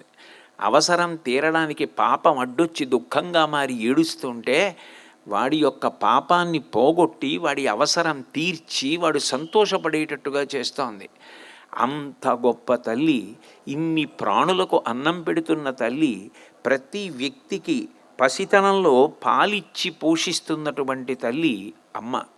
అటువంటి అమ్మ అన్నపూర్ణి విశాలాక్షి. అమ్మవి పెద్ద పెద్ద కళ్ళు.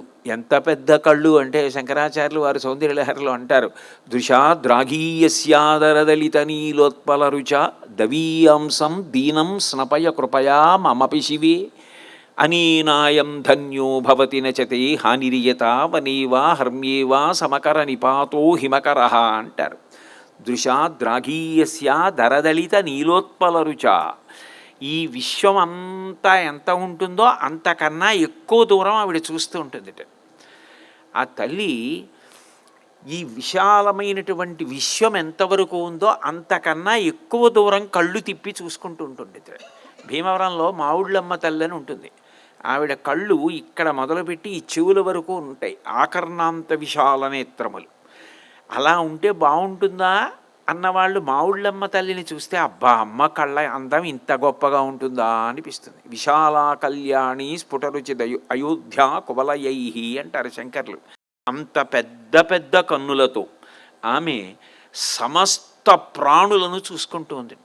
ఎందుకని? అందరికీ ఆమె తల్లి. ఆ బ్రహ్మకీట జనని. ఇన్ని ప్రాణుల వంక ఆమె ప్రేమతో చూస్తుందిట. ఎందుకు చూస్తూ ఉండడం అంటే, ఎక్కడ ఎవరు అమ్మా అంటారో ఆర్తితో అలా అనగానే తాను పలకాలి. అమ్మా అన్న 2 అక్షరాలంటే చాలట. ఆ 2 అక్షరాలకి కదిలిపోతుంది.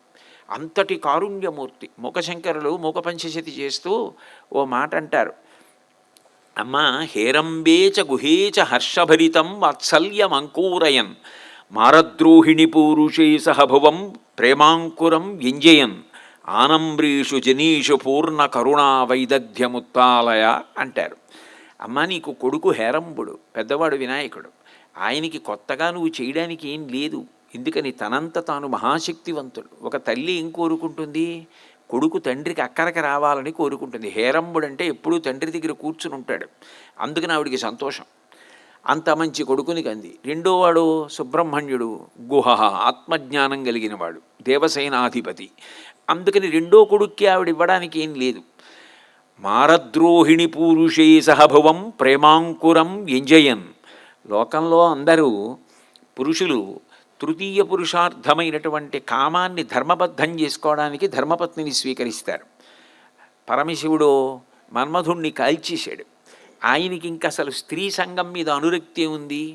ఆయన అసలు ధర్మపత్ని స్వీకారం చేయవలసిన అవసరం ఏముంది ఆయనకి? లోకంలో అసలు మన్మథ సంబంధం ఉంటే పత్ని స్వీకారం. ఆయన వక్షస్థాడనమంతకస్య కఠినాపస్మార సంవర్ధనం బుభృత్పర్యటనం నమత్సురశిర కోటీర సంఘర్షణం కర్మీదం మృదులస్య తావక పదద్వందస్య గౌరీపతే మచ్చేతో మణిపాదుకా విహరణం శంభో సదాంగీకురు అంటారు శివానందలహరిలో. యమధర్మరాజుని వక్షస్థలం మీద తన్నీసినటువంటి వాడైన. అటువంటి వాడికి ధర్మపత్ని స్వీకారం ఏమిటి అంటే, ఆవిడ అంత తపస్సు చేసి బాహ్యమైన అందానికి వశపడేవాడు కాడు, ఆత్మ సౌందర్యానికి లొంగుతాడని ఆకులు కూడా తినడం మానేసి అపర్ణయ్యి ఆయన్ని తీసుకొచ్చి మంగళసూత్రం కట్టించుకుంది. అదావిడ పాతివ్రత్యం, అదావిడ గొప్పతనం. అంత గొప్పవాణ్ణి పతిగా పొంది విశ్వమంతటిని సృజించింది. ఆనంబ్రేషు జనీషు పూర్ణ కరుణా వైదగ్ధ్యముత్తాలయ. నువ్వు ఆదిశక్తివి. అయితే పెద్ద కొడుక్కి ఏమైనా చేద్దామంటే తనంత తాను గొప్పవాడు, రెండో వాడికి ఏమైనా చేద్దామంటే మహాజ్ఞాని, దేవసేనాధిపతి, ఆయనకి ఏం చేయాలి? భర్త గారు అసలు లోకంలో ఏ పురుషుడితోటి పోల్చడానికి లేదు, అంత గొప్పవాడు. అసలు అందరూ పుట్టడానికి కారణమైన మన్మధుణ్ణి కాల్చేశాడు, అందరూ చనిపోవడానికి కారణమైన యమధర్మరాజు గారిని వక్షస్థలం మీద తన్నేశాడు. అంత గొప్పవాడైనటువంటి పరమశివుడికి భార్య అయిన నువ్వు ఇక నీకున్నటువంటి శక్తిని ఎవరి మీద ప్రసరించి అనుగ్రహించాలి అంటే ఆనంబ్రేషు జనీషు పూర్ణ కరుణా వైదగ్ధ్యముత్తాలయ అంటారు. ఎవరైనా వచ్చిట అమ్మా అంటే చాలట, అమ్మా అని కూడా అనక్కర్లేదు, ఒక్కసారి పడిపోతే చాలట నేల మీద. రామాయణంలో సుందరకాండలో అంటారు, ప్రణిపాత ప్రసన్నాహి మైథిలీ జనకాత్మజ అలమేష పరిత్రాతం రాక్షసో మహతో భయాత్ అంటారు. ఇంకా స్వామివారి దగ్గరికి వెడితే, స్వామి నేను నీవాడనంటే నేను రక్షిస్తానని ప్రతిజ్ఞ. కానీ సీతమ్మ దగ్గరికి వెడితే నేల మీద పడిపోతే చాలు, ప్రణిపాతం చేస్తే చాలు రక్షిస్తుంది. అంతటి కారుణ్యమూర్తి. ఆమె యొక్క ఎరుపుతనం అంతా ఆమె కరుణయే అన్నారు శంకరాచార్యులు వారి సౌందర్యలహరిలో. కాబట్టి అంతటి దయ కలిగిన తల్లి. ఆమె అంతంత పెద్ద పెద్ద కన్నులతో చూస్తోంది అంటే అంత ప్రేమ భావనతో చూస్తోంది అని. లోకంలో చూడండి, అమ్మ ఎక్కడో వంట చేసుకుంటూ ఉంటుంది, పిల్లవాడు ఎక్కడో ఆడుకుంటూ ఉంటాడు. ఆడుకుంటూ పిల్లవాడు అరిచిన అరుపు ఇక్కడ మాట్లాడుకుంటున్నటువంటి భార్యాభర్తల్లో అమ్మకే వినపడుతుంది. ఏమంటే వాడు ఏదో అరుస్తున్నాడని గరిటె అక్కడ పడేసి పరిగెత్తికి వెళ్ళిపోతుంది. పిల్లవాడు ఎక్కడ ఉన్నా కూడా దృష్టి పిల్లవాడి మీదే ఉంటుంది, ఉండి ఆ పిల్లవాడి కోసమే తాపత్రయపడుతూ ఉంటుంది. వాడు చిన్న అరుపు అరిచాడో అమ్మ చెవికి వినపడుతుంది. లోకంలో దేనికైనా శిక్షణా తరగతులు ఉండొచ్చు కాక అమ్మతనానికి శిక్షణా తరగతులు ఉండవు. చిన్నతనంలో ఎన్ని పట్టుకోకూడని వస్తువులు పట్టుకున్నానో, కత్తిపీట పట్టుకోవడానికి ఎన్ని మాటలు ప్రయత్నించుంటానో, కత్తెర పట్టుకోవడానికి ఎన్ని మాటలు ప్రయత్నించుంటానో, ఎన్నిసార్లు వేడి పదార్థాలు ముట్టుకోవాలనుకున్నానో, ఎన్నిసార్లు తెలియక పొయ్యి దగ్గరికి వెళ్ళిపోయానో పాక్కుంటూ. ఆ రోజుల్లో కట్టె పొయ్యిల మీద వంటలు. అమ్మ 1000 కళ్ళతో కాసుకుని 16 మంది 18 మంది పిల్లలున్న అంతమందికి స్నానాలు చేయించి, మళ్ళీ మొదటివాడు మట్టి పోసుకుంటే మళ్ళీ వాడికి స్నానం చేయించి, ఎంత కష్టపడి చిట్ట చివరి ఊపిరి వరకు బిడ్డ కోసమే తాపత్రయం. అటువంటి అమ్మని జన్మదినం నాడు స్మరించడం ఎంత గొప్ప. అన్నపూర్ణి విశాలాక్షి సకల భువన సాక్షి. అమ్మ చిన్నతనం అంతా గురువు. ఇన్ని పాఠాలు చెప్తుందో, ఇన్ని కథలు చెప్తుందో. చెప్పిన ప్రతి కథ కంచికంటుంది. మన కథ ఈ కథ కంచికంటుంటుంది, మనం ఇంటికంటుంది. అంటే ఎన్నిసార్లు జన్మలు ఎత్తావు, ఎన్నిసార్లు శరీరం వదిలిపెట్టావు, కానీ ఇక ఈసారి మాత్రం నీ కథ కంచికి చేరాలి. కానీ నా కళ్ళ ముందు అది జరగకూడదు, నేను వెళ్ళిపోయాక. కాబట్టి మనం ఇప్పుడు ఇంటికి వెళ్ళిపోదాం ఉంటుంది. ఆ అమ్మ రామాయణ కథంతా చెప్తుంది, రాముడిలా బ్రతుకు అని చెప్తుంది. ఇన్ని చెప్పినటువంటి అమ్మ రాముడి యొక్క ధర్మం రాముణ్ణి ఎలా కాపాడిందో ప్రత్యేకంగా చెప్తుంది. మహాస్వామి వారు ఓ మాట అంటూ ఉండేవారు, కౌసల్య రాముడికి ఇచ్చిన సద్దెన్నపు మూట ఈ శ్లోకం, ఇది ప్రతి తల్లి బిడ్డలకి చెప్పాలి అంటుండేవారు. యం పాలయసి ధర్మం త్వం ధృత్యాచర్యమేన చ సవై రాఘవశార్దూలా ధర్మస్వామభిరక్షతు. రామ, ఏ ధర్మాన్ని నువ్వు ధృతితో పట్టుకున్నావో, నియమంతో పట్టుకున్నావో, ఆ ధర్మాన్నే పట్టుకో, అది నిన్ను కాపాడుతుందండి. తల్లి చెప్పిన మాట. రాముడు ధర్మాన్ని విడిచిపెట్టి ఉంటే ఇక సుందరకాండ యుద్ధకాండ లేవు. వాలితో ఒప్పందం చేసుకుంటే అయిపోయింది రామాయణం, సీతమ్మని తీసుకొచ్చేస్తాడు. కానీ ధర్మం కావాలి, ధర్మం తప్పిన వాలితో నాకు అక్కర్లేదని వాలిని సంహరించి సుగ్రీవుడితో స్నేహం చేసుకుని రావణ సంహారం చేసి సీతమ్మని తెచ్చుకున్నాడు. తల్లి చెప్పిన మాట అంత గొప్పది. తల్లి ఒక మాట చెప్తుంది, నువ్వు ఇలా బ్రతుకు అని చెప్తుంది. కానీ వాడికి ఓపికొచ్చి వాడు పెద్దవాడు అయిపోయిన తర్వాత వాడు ఎలా బ్రతికితే మాత్రం అమ్మ ఏం చేయగలదు? బాధపడ్డం తప్ప. వీడికి ఇన్ని నేర్పాను, ఇంత కష్టపడి కన్నాను, ఇన్ని ప్రదక్షిణాలు చేశాను, వీడి ఇలా బ్రతకాలని కోరుకున్నాను, కానీ వీడి ఇలా బ్రతుకుతున్నాడు. వీడి ఇలా బ్రతకకుండా ఉండేటట్టు చూడమని భగవంతుడిని ప్రార్థన చేస్తుంది. వాడు ఎలా బ్రతకాలో అలా బ్రతుకుతూ ఉంటే అంతకన్నా నాకు ఆనందం ఇంకేముంది, ఇట్లాంటి కొడుకుని కన్నానని పొంగిపోతుంది. అమ్మ సాక్షి. ఒక వయసు వచ్చేసిన తర్వాత చూస్తూ ఉంటుంది, అప్పుడప్పుడు చెప్తూ ఉంటుంది. జగన్మాత కూడా అంతే, సకల భువన సాక్షి. ఆమె మన యందు చైతన్య రూపంగా ఉంటుంది. ఆ చైతన్యమే ఇంద్రియముల యందు ప్రసరించి సమస్తాన్ని తెలుసుకోగలుగుతున్నాం. చిజ్జడ గ్రంథి అని పేరు శరీరానికి. ఇది తనంత తాను జడం. ఒక్కసారి వాయుప్రసరణం అయిపోతే శరీరమునందున్నటువంటి సంధిబంధములన్నీ బిగిసిపోతాయి. అట్లా వాయు రూపంలో భగవంతుడు ఉపకారం చేసి ఈ శరీరం కదిలేటట్టుగా చేస్తున్నాడు. ఆ సకల భువన సాక్షి అయినటువంటి అమ్మవారు చైతన్య రూపంగా లోపలే ఉంది. ఆ చైతన్యంగా లోపల ఉండి మనం ఆవిడిచ్చిన శక్తిని ఎట్లా ఉపయోగిస్తున్నామో తెలుసుకోలేనిది మాత్రం ఆమె కాదు. ఆమె అన్నిటికీ సాక్షి, అన్నిటినీ చూస్తూ ఉంటుంది. జాగృతి యందు, స్వప్నమునందు, సుషుప్తి యందు అన్నిటికీ ఆమె సాక్షి. వీడు ఏం చేస్తున్నాడు, ఏం ఆలోచిస్తున్నాడు, దేన్ని కోరుకుంటున్నాడు అన్నీ ఆమెకు తెలుసు. వీడు బాగా ఉంచుకోగలుగుతున్నాడా ఉంచుకోలేడా కూడా ఆవిడ పరీక్ష పెట్టి చూస్తుంది. అక్కర్లేని విషయాలు కొన్ని కల్పించి ఇవన్నీ కూడా శాశ్వతం అనుకుని వాటిని పట్టుకు తిరుగుతాడా, నాయందు భక్తిలో మిగులుతాడా, అది కూడా ఆవిడ పరిశీలిస్తుంది. నువ్వు దేన్ని శాశ్వతంగా పట్టుకోవాలో దాన్ని శాశ్వతంగా పట్టుకోగలిగిన పూనికను పొంది ఉంటావా, పవిత్రంగా బ్రతకడమే అలవాటుగా ఉంటావా, లేకపోతే అక్కర్లేని వాటికి వశపడతావా, అది కూడా ఆమె పరిశీలిస్తుంది. అందుకే ఆవిడ పేరే దేవి. దివ్ క్రీడిస్తుంది. సదసద్రూపధారిణి. సత్తు యందు అసత్తు చూపిస్తుంది, అసత్తు యందు సత్తు చూపిస్తుంది. హనుమ అంతటి వారు మండోదరిని చూచి సీతమ్మనుకున్నారు. స్ఫోటయామాస చుజుంబపుచ్చం ననందచిక్రీర జగౌ జగామా స్తంభానరోహాత్ నిపపాత భూమౌ నిదర్శయన్ స్వాం ప్రకృతిం కపీనాం. ఆ తల్లి లోకాన్నంతటినీ కూడా మహామాయా విశ్వం భ్రమయసి పరబ్రహ్మ మహిషి అంటారు సౌందర్యలహరిలో శంకరులు. ఆమె అట్లా తిప్పుతుంది. సాక్షి, అన్నిటినీ చూస్తూ ఉంటుంది. ఎవరు తన వైపు తిరిగారో వాళ్ళని భక్తి పాశములు వేసి తన వైపు లాగి కర్మపాశములను తీసేస్తుంది. అందుకని రాగస్వరూప పాషాఢ్య. ఏ రాగద్వేషములు మనిషిని పాడు చేస్తాయో ఆ ద్వేషం, ఆ కోపాన్ని మనలోంచి తీసేసి కోపం మీద కోపంగా మారుస్తుంది. అంకుశం పట్టుకుంది. అందుకే మనోరూపేక్షుకోదండ. మన్మధుడి చేతిలో చెరుకు విల్లు ఉంటే నీ మీద పడిన బాణములు నిన్ను పాడు చేస్తాయి. నా చేతిలో అవి ఉంటే శబ్దస్పర్శరసరూప గంధములు భక్తితో అమ్మవారి పరమవుతాయి. తను పట్టుకుంటుంది ఆ విల్లు.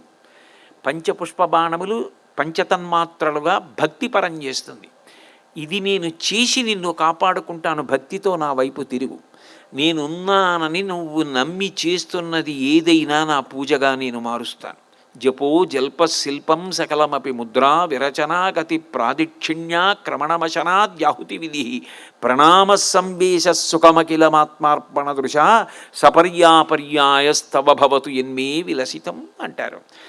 ఈ మాట 84 లక్షల జీవరాశులలో మనిషికి తప్ప ఎవ్వరికీ లేదు. ఇది జగన్మాత నాకు ఇచ్చిన కటాక్షం. స్వరపేటికి ఆవిడ పెట్టింది. ఈ జన్మలో నేను మంచి మాటలు మాట్లాడడానికి పరిగెత్తాలి, ఓపిక చేసుకోవాలి. నువ్వు 4 మంచి మాటలు చెప్పవయ్యా అని అడిగితే ఒళ్ళు దాచుకునే ప్రయత్నం చేయకూడదు. మంచి మాట చెప్పడానికి ముందుకు పరిగెత్తుకెళ్ళి ఉపయోగించాలి కంఠాన్ని. అలా ఉపయోగిస్తున్నావో లేదో అమ్మవారు చూస్తూనే ఉంటుంది. ఇది ఆవిడిచ్చింది. ఆవిడ అడుగుతుంది ఒకనాడు, ఏం చేశావు నేను ఇచ్చిన స్వరపేటికతో అని అడుగుతుందన్న భయంతో వాడుకున్నవాడెవరో వాడు మాట్లాడిన మాటలన్నీ పూజలే. జపో జల్పశిల్పం సకలమపి ముద్రా విరచన. నా శరీర కదలికలకు ఆవిడ కారణమని తెలిసి పట్టినటువంటి భంగిమ, ఏ భంగిమైనా ఏ కదలికైనా అమ్మవారి ముద్రలే. అప్పుడు అది నిరంతర పూజ అయినది. అట్లా ఆమె మార్చగలదు. సకల భువన సాక్షి, అన్నిటినీ ఆవిడ గమనిస్తూ ఉంటుంది. అమ్మ అంతే, లోకంలో అమ్మ కూడా గమనిస్తూ ఉంటుంది. సకల భువన సాక్షి, కటాక్షి. ఆవిడ ఉద్ధరించడానికి ఏవో పెద్ద పెద్ద విషయాలు ఆవిడకి అక్కర్లేదు. ఆవిడ చేతులతో చెయ్యక్కర్లేదు, కేవలం చూపులతో చేసేస్తుంది. అది భగవంతుడి యొక్క ప్రజ్ఞ. అందుకే శంకర భగవత్పాదుల కనకధారా స్తోత్రం అంతా ఈషణ స్తుతి. ఆమె యొక్క చూపులను వర్ణిస్తారు శంకరాచార్యులు వారు. ఆ చూపులతో చేస్తాడు పరమాత్మ ఏది చేసినా. పోతన గారు భాగవతం చేస్తూ ప్రారంభ పద్యం అదే. అమ్మలగన్నయమ్మ ముగురమ్మల మూలపుటమ్మ చాలా పెద్దమ్మ సురారులమ్మ కడుపారడి బుచ్చినయమ్మ తన్నులు నమ్మిన వేల్పుటమ్మల వనంబున ఉండెడియమ్మ దుర్గ మాయమ్మ కృపాబ్ధినిచ్యుత మహత్వ కవిత్వ పటుత్వ సంపదల్లంటూ శ్రీకైవల్య పదంబు చేరుటకునై చింతించదన్ లోకరక్షైకారంభకు భక్తపాలన కళా సంరంభకున్ దానవోద్రేక స్తంభకు కేళి లోల విలస దృగ్జాల సంభూత నానా కంజాత భవాండ కుంభకు మహానందాంగనాఢింబకున్ అంటారు. కేవలము తన చూపుల చేత కొన్ని కోట్ల బ్రహ్మాండములను సృజించి నిలబెట్టి లయం చెయ్యగలిగిన శక్తి కలిగిన చూపులతో ఉండే పరమాత్మ. ఆమె చూపు చాలు. ఆమె చూపుల చేత సమస్తాన్ని నిర్వహిస్తుంది. రక్షిత జీవలోకస్య ధర్మస్య పరిరక్షిత, రక్షిత స్వస్య ధర్మస్య స్వజనస్య చ రక్షిత. తనవారన్నవారు, తన కొరకు ఆర్తి పొందినవారు, తన రక్షణ కోరుకుంటున్నవారు, ఆ భక్తితో నిలబడిన వారెవరో వారిని పొట్టి చూపు చూస్తుంది. కటాక్షి అన్నారు దీక్షితారు వారు. అందుకే ఒక పొట్టి చూపు చూస్తుందిట. ఎంత ఆర్తిగా చూస్తున్నావురా అని ఇలా చూస్తుందిట. ఆ ఒక్క చూపు పడిందా దాని శక్తి చెప్పడం ఎవరికీ సాధ్యం కాదు. ఆమె ప్రేమతో ఇలా చూస్తే చాలు. శంకరులు సౌందర్యలహరిలో ఆమె పొట్టి చూపు, ఆమె కటాక్షం ఎంత గొప్పదో ఒక అద్భుతమైన శ్లోకం చేశారు. మూకశంకరులు అయితే కటాక్ష శతకమని 100 శ్లోకాలు చెప్పేశారు. అందులో అంటారు, ధను పౌష్పం మౌర్వీ మధుకరమయీ పంచవిశిఖ వసంతు సామంతో మలయమరుదాయో ధనరద తథాప్యేక సర్వం హిమగిరిసుతే కామపి కృపాం అపాంగత్తే లబ్ధ్వా జగదిదమనంగో విజయతే. నిజానికి లోకంలో మన్మధుడి కన్నా బలహీనమైనటువంటి వాడు ఎవ్వరూ ఉండడు. ఎందుకని అంటే ధను పౌష్పం, ఆయన యొక్క ధనస్సు చేస్తే పువ్వుల చేత చేయబడినటువంటి ధనస్సు. పువ్వులతో ధనస్సు చేశారనుకోండి, ఇంకంతకన్నా బలహీనమైన ధనస్సు లోకంలో ఉంటుందా?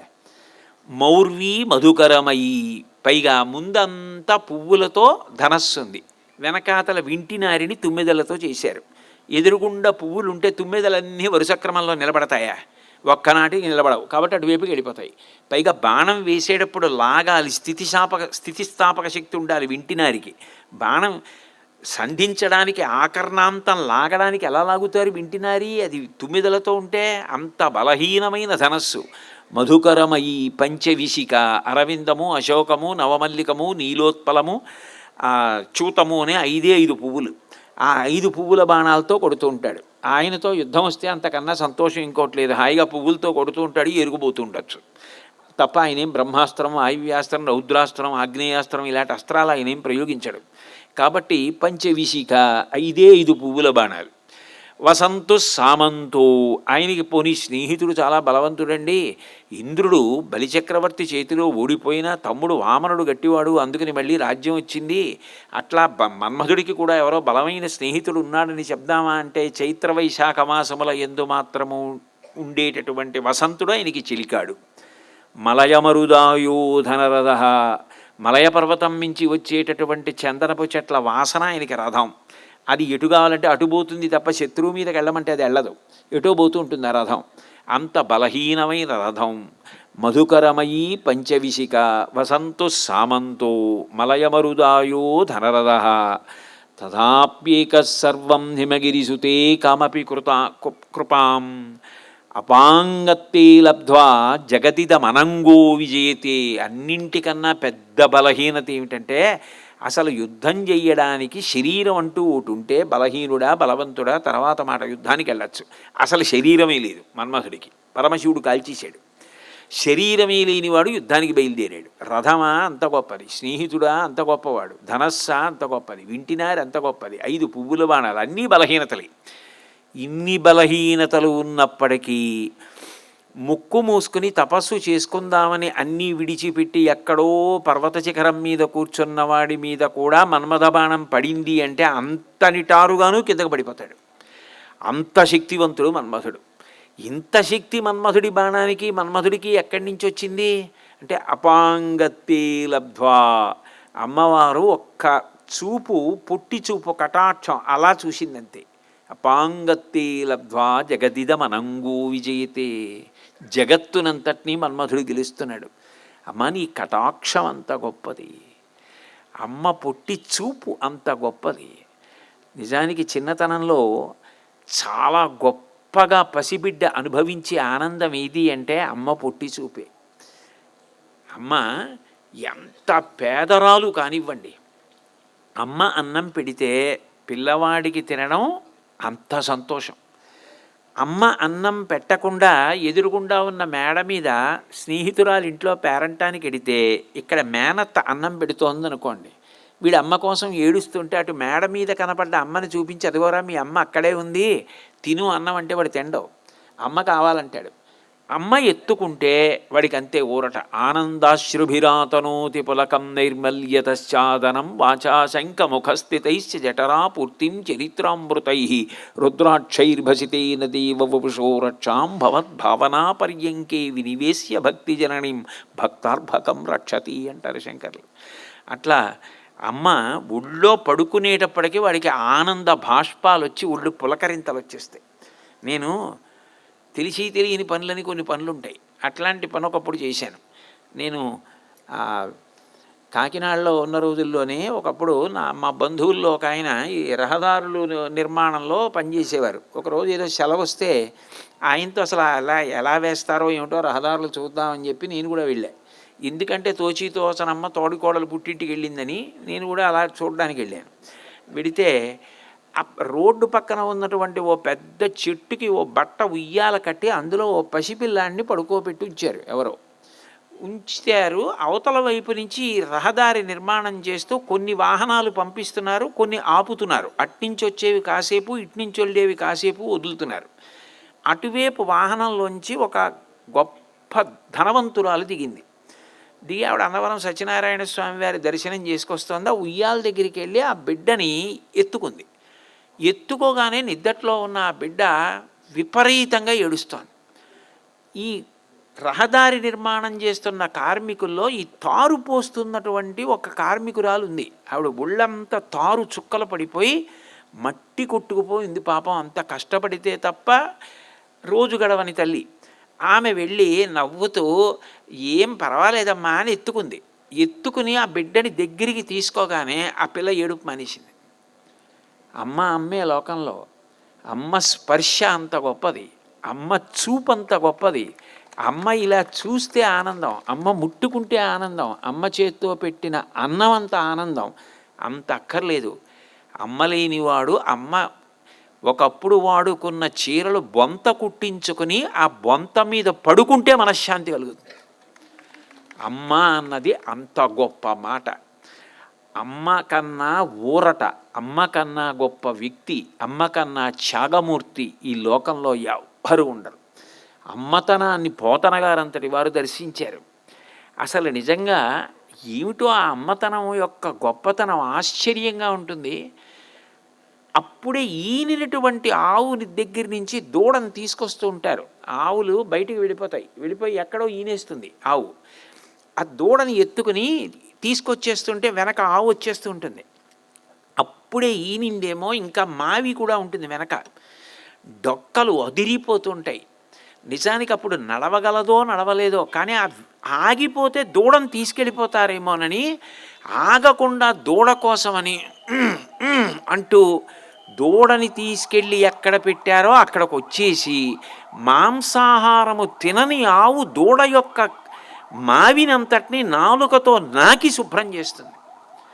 అంటే తల్లితనానికి అంత ప్రేమ. రామకృష్ణ పరమహంస ఒక మాట అంటారు, గుడ్డుని పొదుగుతున్న పక్షి బొమ్మ గీయగలవేమో, కానీ తన కడుపులోంచి వచ్చినటువంటి ఆ గుడ్డులో తనకొక పిల్ల ఉంది అని ఎవరు చెప్పారో మనకి తెలియదు. కానీ తెలుసుకున్న పక్షి, ఎగిరే పక్షి 2 కాళ్ళతో నడిచి వెళ్ళి తన కడుపు యొక్క అడుగు భాగం గుడ్డు యొక్క పెంకుకి తగిలేటట్టుగా పగిలిపోకుండా ఎంతో జాగ్రత్తగా కూర్చుని కడుపు అడుగు భాగం వేడి గుడ్డు పెంకుకు తగిలి పెంకులోంచి వేడి పిండానికి తగిలి పొదగబడి పిల్లవుతుంటే నేను తల్లవుతున్నానని ఆనందపడుతున్న పక్షి కళ్ళల్లో ఆనందాన్ని గీయగలవా అని అడిగారు పరమహంస.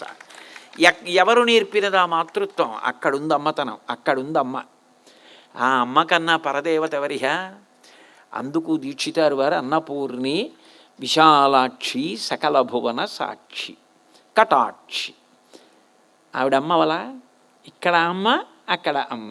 అంత మంచి కీర్తన మీరు వీణ మీద వాయించారు మాతృవందనం రోజున. కాబట్టి ఆయన జగన్మాతృత్వాన్ని దీక్షితారు వారు కీర్తించింది వీణ మీద పలికించి మన చెవులకు పాయసాన్ని అందిస్తే తన నడవడి చేత అమ్మని ఎంత గౌరవించాలో మనకి చూపించినటువంటి వారు వరప్రసాద్ గారు. ఇవాళ కాదు, నేను ఈ సభకి తప్పకుండా ఎందుకు వస్తూ ఉంటాను అంటే వారి మాతృభక్తికి. ఎందరో పుట్టినరోజు అండి ఆశీర్వదించండి అని వచ్చేవారిని లోకంలో చూస్తూ ఉంటాం. కానీ ఇది మాతృవందనం అని చెప్పి మా అమ్మ ఎంత కష్టపడి నన్ను కందో అని అమ్మకి నమస్కారం చేసి మాతృమూర్తుల్ని ఇట్లా గౌరవిస్తూ వేదమాత ఆశీర్వచనం అందుకోవాలని వేదం చదువుకున్న పెద్దల్ని గౌరవిస్తూ ఇంతగా సంస్కృతి సంప్రదాయ పరిరక్షణ కొరకు పరితపిస్తున్న ఒక వ్యక్తి చేస్తున్న ఈ మాతృవందన కార్యక్రమానికి వచ్చి ఆయనకి ఆశీర్వచనం చేయకపోతే నే చదువుకున్న చదువు నిరర్ధకం అని వస్తుంటాను తప్ప నేనేదో గొప్పవాణ్ణనో లేకపోతే నాకు తెలిసనో వేదిక ఎక్కడానికి నాకు నిజానికి అర్హత ఉందనో వచ్చి కూర్చున్నవాడిని కాదు, చెప్పినవాడిని కాదు. నా కోరిక మళ్ళీ మళ్ళీ చెప్తున్నానని మీరు మనసులో భావన చేయకండి. ఇవి ప్రతివారు పిల్లలతో పంచుకోవాలి. అంత స్థాయికి వెళ్ళిన వ్యక్తి ఎందుకు చేస్తున్నారు ఈ సభ? ఆయన నిశ్శబ్దంగా చేసుకోగలరు తల్లివారి మీద గౌరవాన్ని. కానీ ఇది స్ఫూర్తిగా అందరూ పిల్లల్ని తీసుకొచ్చి పిల్లలకి చెప్పి పిల్లలలో కూడా ఇటువంటి సంస్కృతిని ఈ ఉత్తమ భావాల్ని మనం నిలబెట్టగలిగితే దేశమంతటా కూడా ఎంతో చక్కటి అన్యోన్యతాభావం కుటుంబ విలువలు ఏర్పడతాయి. నేను సాహసం చేసి ఒకవేళ మీకు అటువంటి సలహా ఇచ్చి ఉంటే మన్నించండి, అది మంచి మాటే చెప్పాడనుకుంటే స్వీకరించండి. వేరొక్కసారి ఈ మాతృవందన కార్యక్రమ సందర్భంగా నేను వరప్రసాద్ గారికి నా ఆశీర్వచనాలు అందచేస్తూ ఇంతసేపు మీ అందరూ అంత ఓపికగా కూర్చుని విన్నందుకు మీ అందరికీ నా హృదయపూర్వకమైనటువంటి ధన్యవాదాలు తెలియచేస్తూ స్వస్తి.